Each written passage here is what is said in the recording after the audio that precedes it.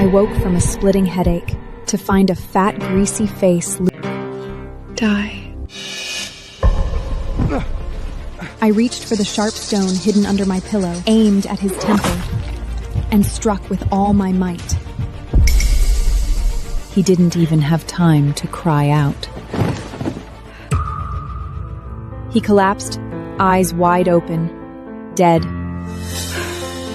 I did not panic. During those 7 years as an unwanted guest in that monastery outside Rome, I had learned one thing. In this world, it was kill or be killed. Voices came from outside the door. It was Gertrude, my stepmother's aunt, accompanying Madame Francis. Madame Francis served my grandmother and had been sent to bring me back to our family estate in Rome. The door was pushed open, and the smell of blood rushed out.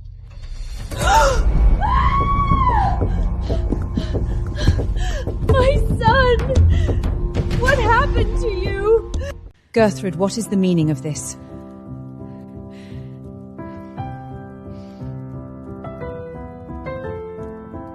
My lady's reputation must not be tarnished. I lay on the couch with my eyes closed, pretending to be unconscious. I had my story ready.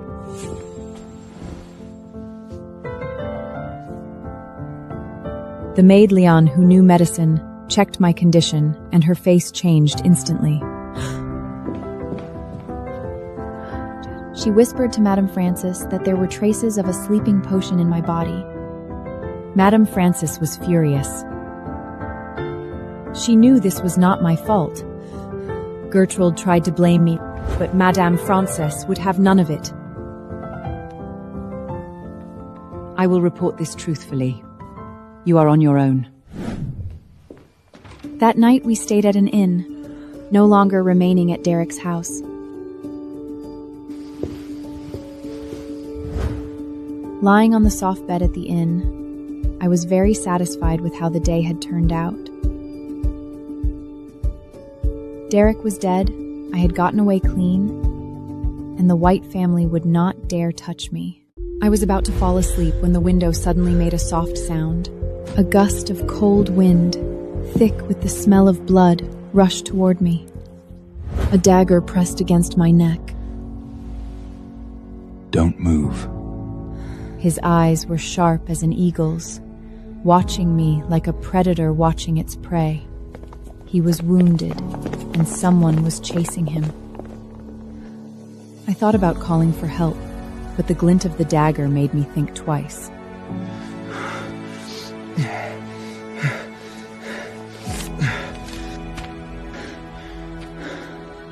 Get me the medicine on this prescription.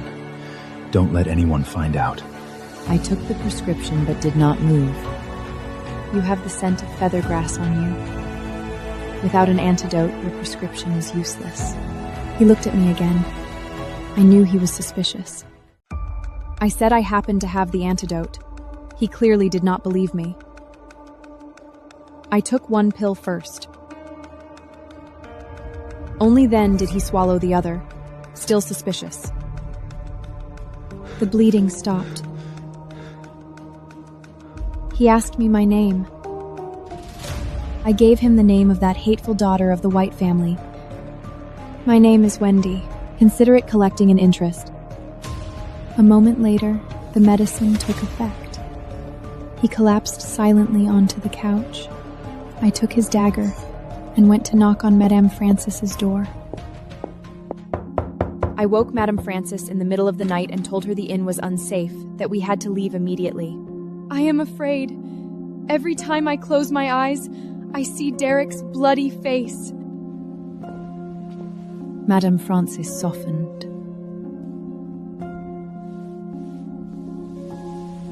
We set off in the middle of the night and returned to Rome ahead of schedule. Standing at the entrance of our family estate, I looked up at the gilded family crest, my heart as still as dead water. This estate was my mother's. Now it had been taken over by others. It was time to take everything back. But I was stopped before I could even enter. The gatekeeper said the main gate was for honored guests, and I was to enter through the northwestern side gate. That was where they took out the garbage and night soil. A blatant humiliation. My stepmother, Rosalind, was trying to put me in my place. But I was prepared. If she wanted to play this game, I would make sure everyone knew about it. Just as we were at a standoff, a cry of surprise came from behind me. Stella? It really is you! It was Lady Fiona, my mother's closest friend. I had sent word to her in advance.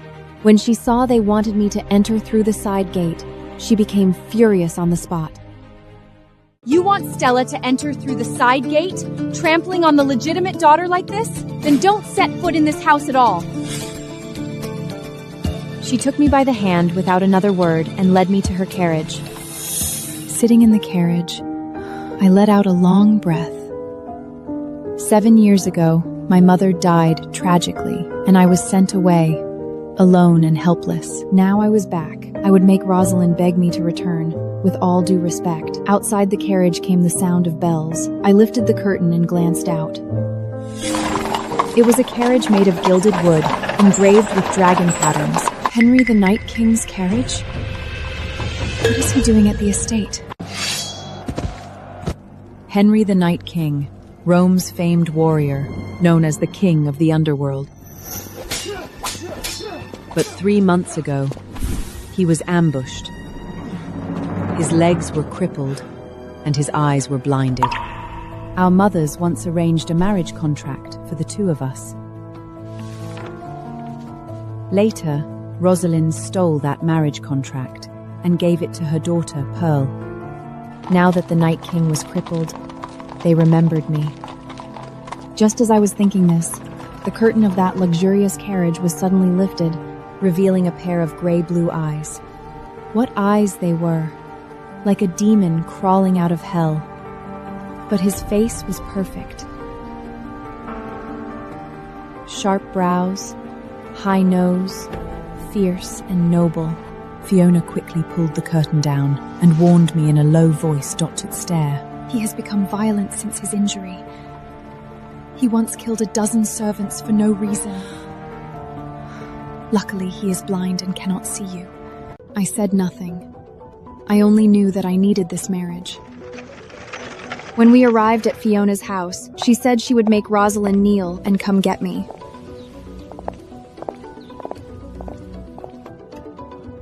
Sure enough, not long after, the Grand Chamberlain's estate sent someone. Rosalind came in person, and she brought a helper, Lady Beatrice.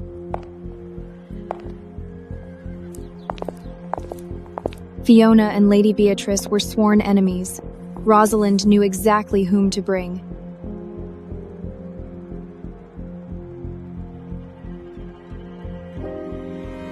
But I was not worried. I had Fiona, and I had my own cards to play. In the front hall, Rosalind put on the act of a loving mother. Stella, don't be stubborn. Come home with me.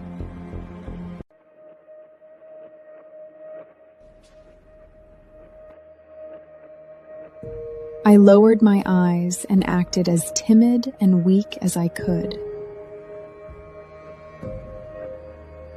The servants told me to enter through the side gate. I was worried about tarnishing the family's reputation, so I asked.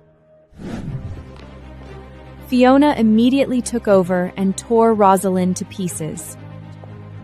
If you want to take her back, kneel and swear that you will not harm her. Rosalind's face turned pale. She was the wife of the Grand Chamberlain. When had she ever suffered such humiliation? But she did not dare refuse.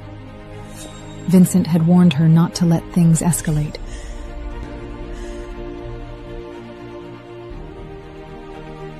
She knelt. Lady Fiona, I sincerely wish to take Stella home. I looked at my kneeling stepmother, suppressing the satisfaction in my eyes. This kneeling was only the beginning.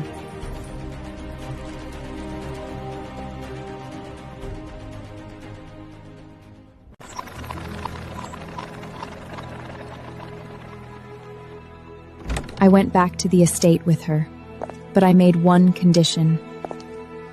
I bought 2 new maids, Susan and Holly.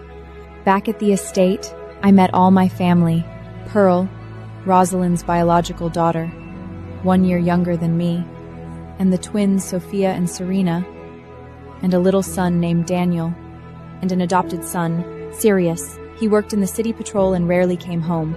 They did not bother to hide their hostility. I did not care.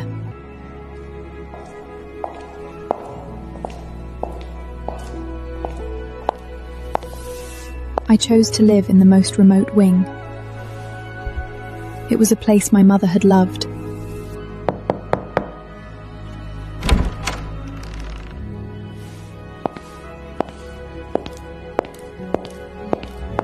That night, Vincent summoned me to his study.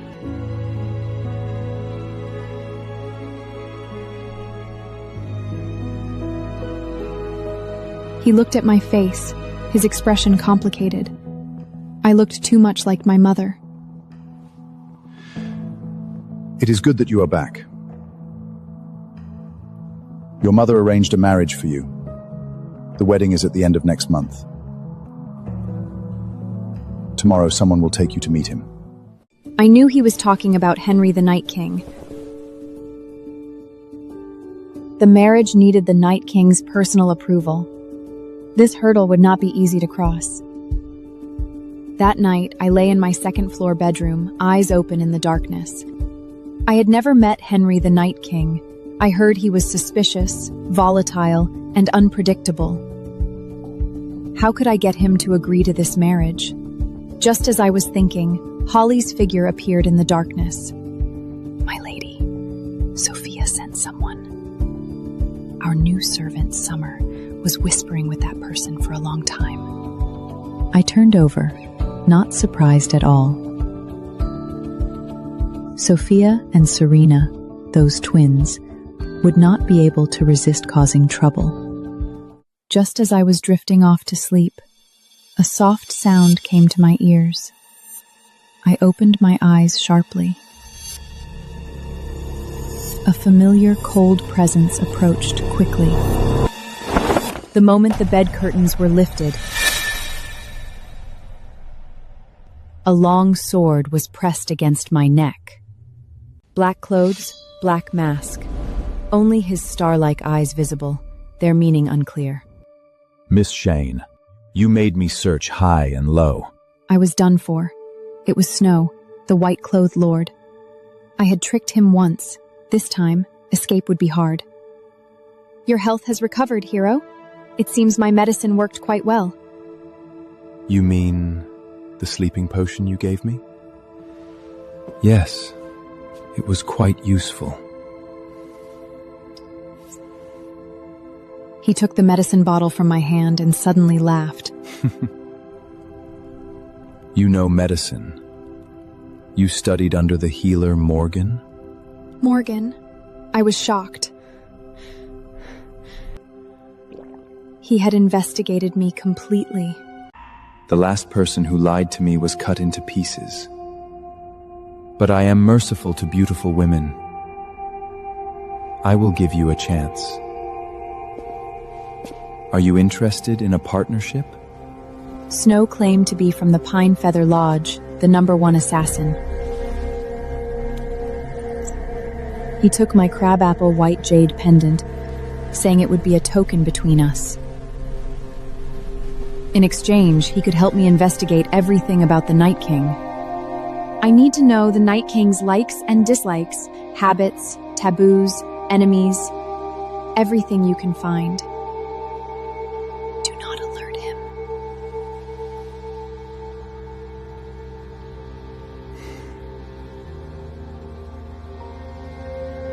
No problem.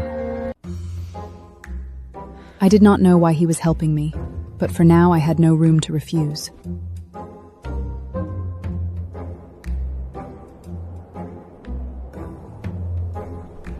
After dawn, I had to go to the Night King's palace.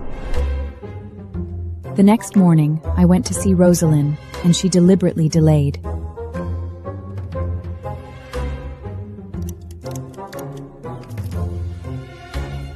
She dawdled until nearly noon before we set out, and she brought the twins along.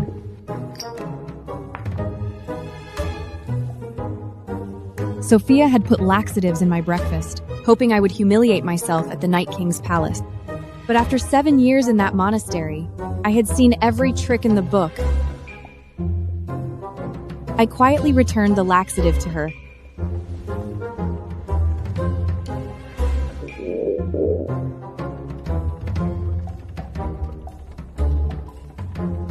In the carriage, she could not sit still, and her stomach made gurgling sounds.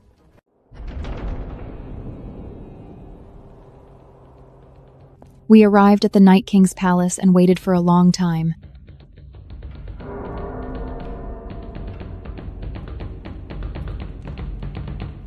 Sophia finally could not hold it any longer, and soiled herself right in the corridor.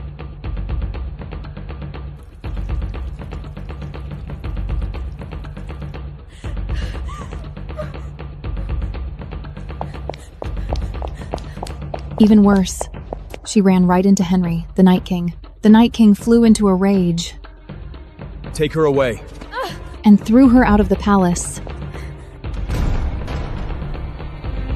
Rosalind slunk away with her people. But the Night King kept me behind. The king wishes to see you. My heart raced. He did not know what I had done, but I could not show any weakness. In the small hall, a warm stove burned and incense curled in the air. I realized the incense contained a sleeping potion. Susan had already collapsed, but I did not. The antidote my master had given me worked. With the sound of rolling wheels, a figure dressed in white appeared before me. So white robes, white fox fur, and a face more handsome than any ordinary man. Except for those grey-blue eyes, which were terrifying. He could not see me, but the people around him could. I bowed properly, not daring to be the least bit presumptuous. Miss Sheng, are you not afraid of me?